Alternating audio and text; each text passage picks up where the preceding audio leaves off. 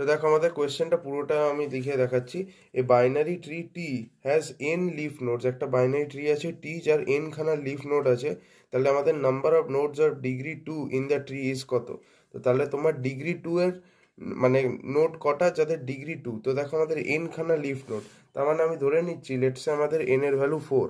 ঠিক আছে, আমি ধরে নিচ্ছি এন এর ভ্যালু 4। তার মানে আমাদের কটা লিফ নোড আছে? 4টে লিফ নোড আছে।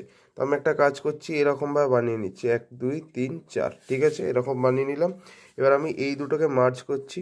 ঠিক আছে, এই দুটোকে মার্জ করছি। সিমিলারলি এই দুটোকেও মার্জ করছি। হলো। এরপরে আমি এখানে এই দুটোকে মার্জ করে দিলাম। হয়ে গেল। সো এরকমভাবে আমি বানিয়ে দিলাম। তো দেখো আমাদের কিন্তু এখানে 4টে লিফ নোড আছে। এটা ফার্স্ট লিফ নোড, এটা সেকেন্ড লিফ নোড, এটা থার্ড লিফ নোড, আর এটা ফোর্থ লিফ নোড। তো তাহলে দেখো আমাদের এখানে 4টে লিফ নোড আছে। তাহলে আমাদের জিজ্ঞেস করেছে number of nodes of degree two in the tree. তো কটা এখানে ডিগ্রি টু এর নোড আছে? এই নোডের ডিগ্রি কত? এই নোডের ডিগ্রি হচ্ছে 2। এই যে এই নোডের ডিগ্রি 2। কেন? বিকজ দেখো দুটো নোড এর থেকে বেরোচ্ছে, এর দুটো চাইল্ড, তাই এর ডিগ্রি 2। এই নোডের ডিগ্রি কত? এই নোডের ডিগ্রিও কিন্তু 2। কেন? বিকজ দেখো দুটো চাইল্ড বেরোচ্ছে। এই নোডের ডিগ্রি কত? এই নোডের ডিগ্রিও 2, বিকজ এখান থেকেও দুটো চাইল্ড বেরোচ্ছে। তো তাহলে টোটাল কটা নোড হচ্ছে? একটা, দুটো, তিনটে।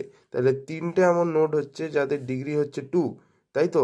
তো তাহলে যদি 4টে লিফ নোড থাকে তাহলে তিনখানা নোড থাকবে যার ডিগ্রি হচ্ছে 2। তার মানে এন যদি 4 হয়, 3 কত হচ্ছে তোমার? n-1 হচ্ছে না? 4-1 করলেই তো 3 হচ্ছে। তো তাহলে অ্যান্সার কি হবে? n-1 হবে। ওকে, সো থ্যাংক ইউ।